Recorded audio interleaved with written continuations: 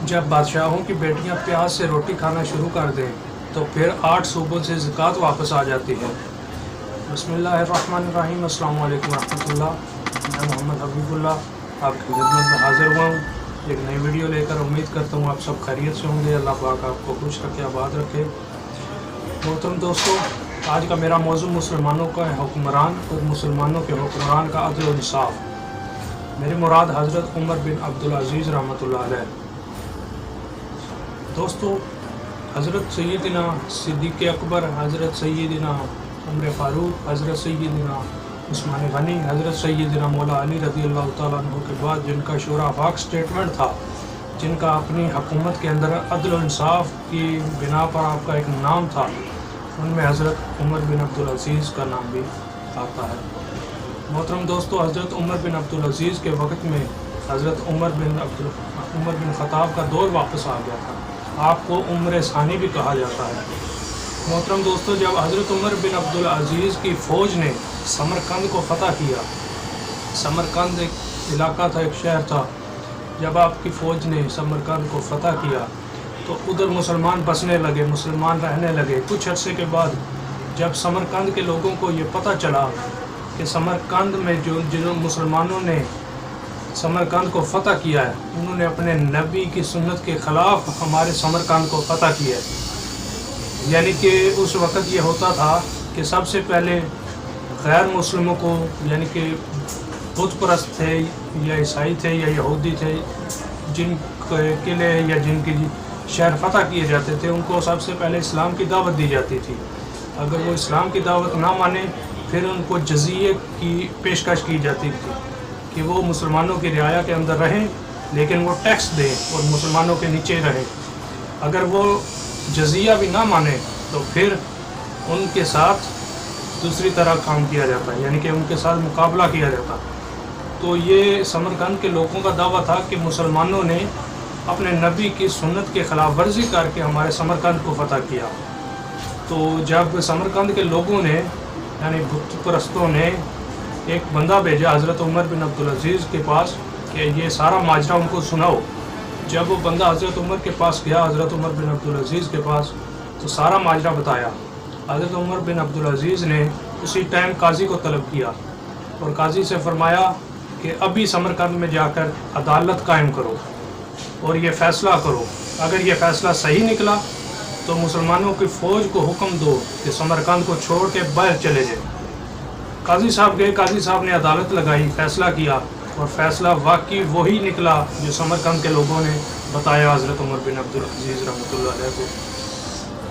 तो काजी साहब ने यह हुक्म दिया कि मुसलमानों की फ़ौज, पूरा लश्कर समरकंद को छोड़कर शहर के बाहर खड़े हो जाए। जब उन्होंने फ़ैसला ये सुना, समरकंद के लोगों ने ये फ़ैसला सुना कि मुसलमानों ने अपने ख़िलाफ़ ही फ़ैसला कर लिया, तो ये फ़ैसला देकर पूरा समरकंद, जो बुत परस्त थे, जो यहूदी थे, जो ईसाई थे, सारे के सारे कलमा पढ़ कर उधर ही मुसलमान हो गए और उधर ही बसने लगे।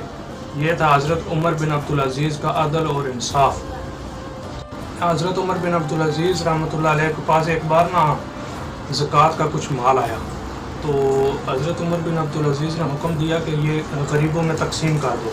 तो पता चला कि सल्तनत, इस्लामी सल्तनत में, आपकी सल्तनत में कोई फ़कीर नहीं रहता, यानी कि ज़कात लेने वाला कोई नहीं है, सारे ज़कात देने वाले हैं। तो आपने फरमाया कि नौजवानों की शादियां कर दो। तो पता चला कि जो नौजवान शादी के ख्वाहिशमंद थे, सबकी शादियां कर दी गई। तो आपने फरमाया इस्लामी लश्कर तैयार करो, यानी इस्लाम के फ़ौजी तैयार करो, इस्लाम के शेर तैयार करो। तो पता चला कि दुनिया भर में इस्लाम के शेर, इस्लाम का लश्कर घूमा फिरता है, हर कोने में इस्लाम का सिपाही है। तो फिर हज़रत उमर बिन अब्दुल अज़ीज़ ने हुक्म दिया कि जिनका कर्ज़ अदा नहीं हो सकता, जो कर्ज़दार हैं, उनका कर्ज़ा अदा कर दो। पता चला कि कर्ज़ा भी अदा कर दिया गया, लेकिन माल फिर भी बच गया। तो फिर हज़रत उमर ने हुक्म दिया कि जो ईसाई हैं, जो यहूदी हैं, अगर वो कर्ज़दार हैं तो उनका कर्ज़ा अदा कर दो। पता चल गया कि उनका कर्ज़ा अदा करने के बाद भी माल बच गया। फिर हज़रत उमर बिन अब्दुल अज़ीज़ ने हुक्म दिया कि जो माल बच गया है उस माल की गंदम ख़रीदो और पहाड़ों के ऊपर डाल दो, ताकि मुसलमानों की हुकूमत में, मुसलमानों की सल्तनत में कोई परिंदा भी भूखा ना मरे। ये था हज़रत उमर बिन अब्दुल अज़ीज़ का अदल और इंसाफ। तो आपकी बीवी ये रवायत करती हैं, हज़रत उमर बिन अब्दुल अज़ीज़ की बीवी रवायत करती हैं, ये याद रहे कि हज़रत उमर बिन अब्दुल अज़ीज़ की बीवी बादशाह की बेटी थी। बादशाह की बेटियां ऐशो इशरत की ज़िंदगी गुजारती हैं। तो हज़रत उमर बिन अब्दुल अज़ीज़ की जो बीवी थी वो बादशाह की बेटी थी। एक वक़्त था कि वो सोना जवाहरात अपने ज़ेब तन करती थी, लेकिन एक वो भी वक़्त आया जब इस्लाम के हाकम, इस्लाम के हुक्मरान की ज़ौजा बनी, तो फिर प्याज से रोटी खानी पड़ी। फिर पूरी इस्लामी सल्तनत में ज़कात लेने वाला कोई नहीं था। 8 सूबों से ज़कात वापस आ गई थी। तो ये इस्लामी सल्तनत, इस्लामी हुकूमत हुआ करती थी।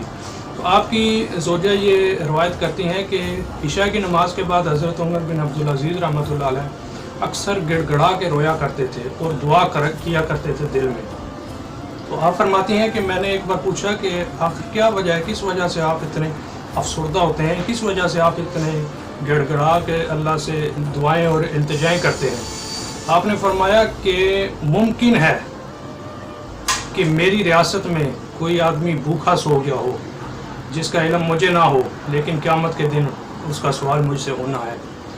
लेकिन आपकी रियाया ऐसी थी, आपके अदल व इंसाफ और आपका तर्ज़ हुकूमत ऐसा था कि मैंने आपको बताया कि परिंदा भी भूखा नहीं मरता था। आपने हुक्म दिया था कि परिंदों को भी पहाड़ों के ऊपर गंदम डालो। आपकी हुकूमत में परिंदा भी भूखा नहीं मरता था, लेकिन आपके अंदर इलाही खौफ इलाही, अल्लाह का डर था। आपने फरमाया कि मेरी रियाया के अंदर कोई भूखा ना सो गया हो। लेकिन अफसोस कि आजकल के हुक्मरान जो अपनी सीटों के मज़े ले रहे हैं, जो ऐशो इशरत की ज़िंदगी गुजार रहे हैं, ना उन्हें मुसलमानों की कोई फ़िक्र है, ना उन्हें इंसानों की कोई फ़िक्र है, ना उन्हें अपने मुल्क की फ़िक्र है, ना उन्हें अपनी मिलत की फ़िक्र है। तो उन्हें चाहिए कि ये ऐसे हुक्मरानों की सीरत पढ़ें जो इस्लाम के तर्ज पर हुकूमत चलाया करते थे। फिर लोग हमें आके मशवरे देते हैं कि नहीं जी, ये सियासत नहीं करनी चाहिए ऐसे लोगों को। अल्लाह के बंदो, जब तक सियासत दीन में थी, जब तक सियासत दीन के अंदर थी, दीन के कंट्रोल में थी, उस टाइम तक मुसलमानों का अरूज था। मुसलमान अपने अरूज से, अपने वक़ार से जिया करते थे। ये यहूद व नसारा जिन्होंने मुसलमानों को नीचे दे के रखा हुआ है, ये झुक झुक के सलाम किया करते थे। लेकिन आज अफसोस कि वो जज्बा कलंदराना छीन लिया गया है। तेरी निगाह से तो दिल सीनों में कांपते थे, खोया गया है तेरा वो जज्बे कलंदराना। तो दोस्तों, ये आज की वीडियो थी। तो उम्मीद है कि अच्छी लगी होगी। इंशाल्लाह मिलते हैं अगली वीडियो में। अगर वीडियो अच्छी लगी है तो लाइक करें, शेयर करें, कमेंट करें और अपनी राय का इजहार ज़रूर दें। तो मिलते हैं अगली वीडियो में। अस्सलामु अलैकुम व रहमतुल्लाह।